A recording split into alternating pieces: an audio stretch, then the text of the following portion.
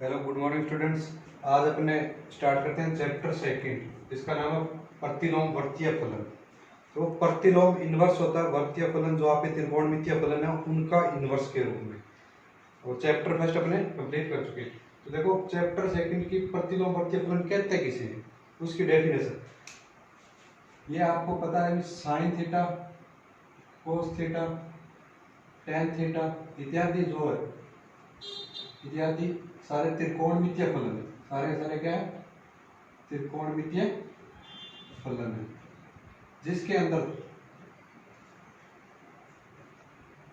जिसमें थीटा के प्रत्येक मान के लिए, थीटा के प्रत्येक मान के लिए साइन थीटा, कोस थीटा और टेन थीटा का संख्यात्मक मान प्राप्त होता है। क्या होता है? संख्यात्मक मान प्राप्त होता है। अब उस संख्यात्मक मान से कोण के रूप में ज्ञात करना, वो इसका इनवर्स होता है। जैसे यहाँ पे देखो, अपने साइन थीटा की एग्जांपल लेके चलते हैं। Sine theta equal to X मान लिया, ये एक्स इसका क्या है? संख्यात्मक मान। तो थीटा इक्वल टू क्या हो जाएगा? Sign inverse x. ये प्रतिलोम वर्तीय फलन की डेफिनेशन हुई। इसमें लिखा हुआ कोण थीटा को एक्स के रूप में व्यक्त करने वाला व्यंजक क्या आ गया? साइन इनवर्स एक्स प्रतिलोम वर्तीय फलन कहलाता है। ठीक है, ये इसकी क्या हुई? डेफिनेशन। अब देखते हैं अपने next, sign inverse x. Sine x की पावर -1 बराबर नहीं होता। इन फलनों में जो ये पावर -1 है ना, इसको माइनस नहीं बोलते, इसको ये साइन इनवर्स एक्स ही बोलते हैं। इसकी पावर -1 नहीं, पावर -1 ये है, और ये दोनों बराबर नहीं होते। क्यों नहीं होते?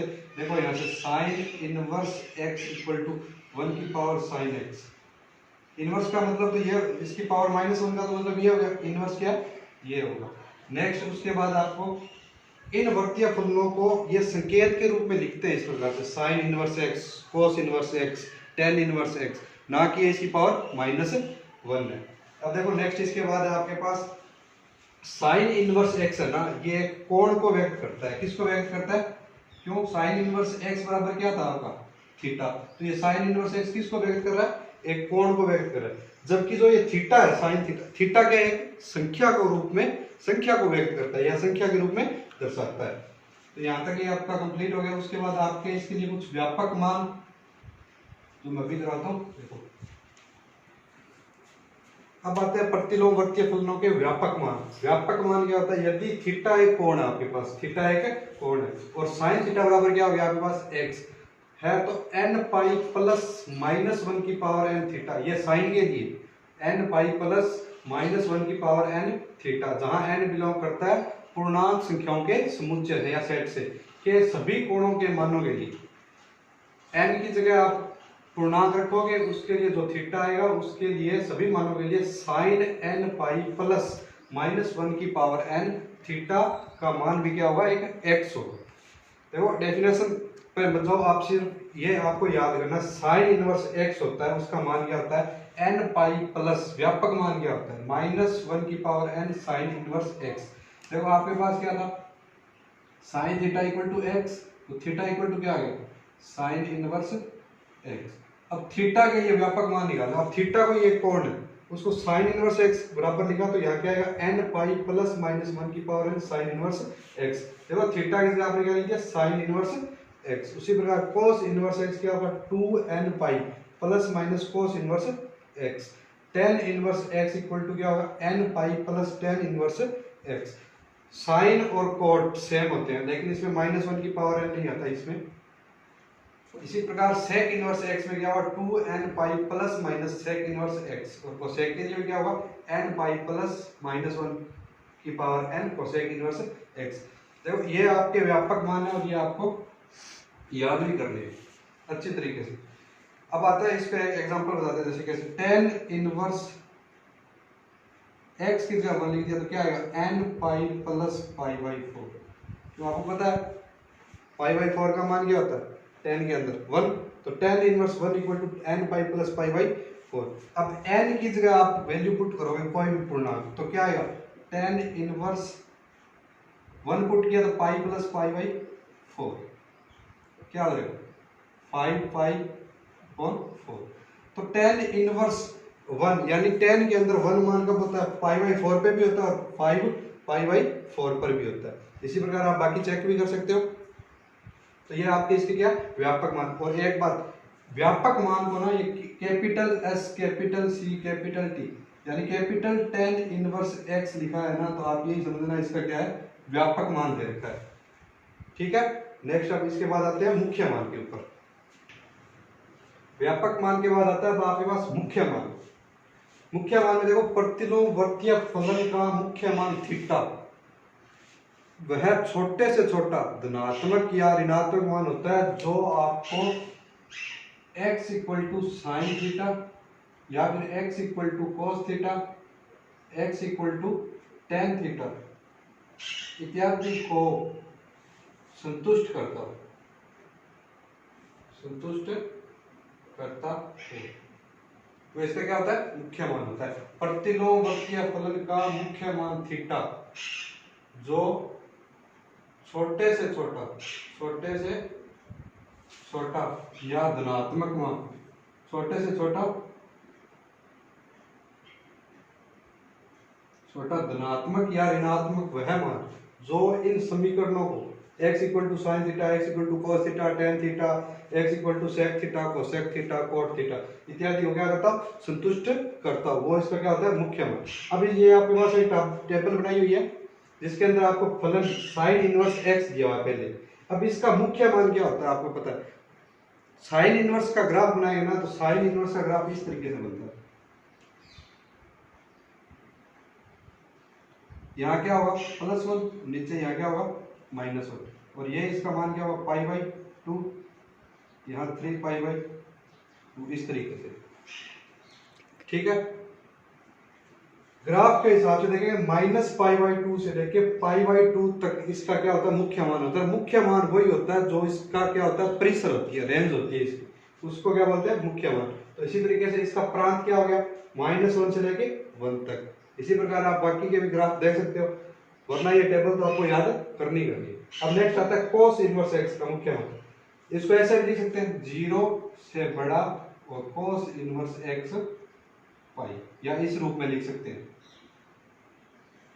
तो 0 से लेके पाई तक कोस का क्या होता है मुख्य मान होता है और इसकी रेंज क्या होती है -1 से 1 तक। ये आपको याद रखना है, साइन और कोस के अंदर इसका जो प्रांत होता है वो क्या होता है -1 से +1 के बीच में होता है। नेक्स्ट tan इनवर्स x क्या होता है -π/2 से π/2 तक, तो इसकी रेंज होती है यानी मुख्य मान आएगा। और -∞ से लेके इनफाइनाइट तक इसका क्या होता है प्रांत होता है। इसी प्रकार कोट इनवर्स x का 0 से पाई तो क्या होता है मुख्य मान होता है और इसका प्रांत क्या होता है -∞ से इनफाइनाइट तक। अब आता है sec inverse x। Sec inverse x में मुख्य मान 0 से पाई तक होता है, लेकिन बीच में यहाँ माइनस लगाया हुआ है, बीच में एक π/2 पे उसका मान मुख्य मान नहीं आता, वो उस पर उसका परिसर नहीं बनता।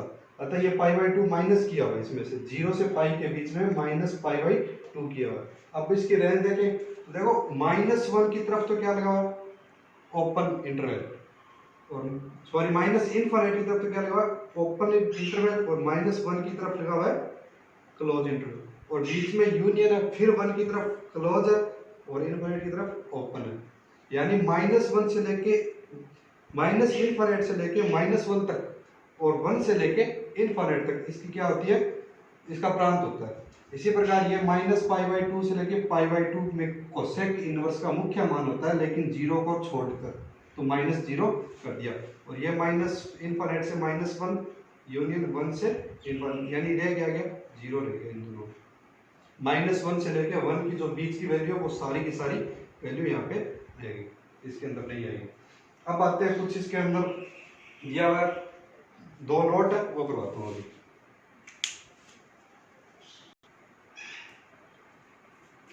अब इस मुख्य मान के अंदर 2 नोट बताए थे आपको।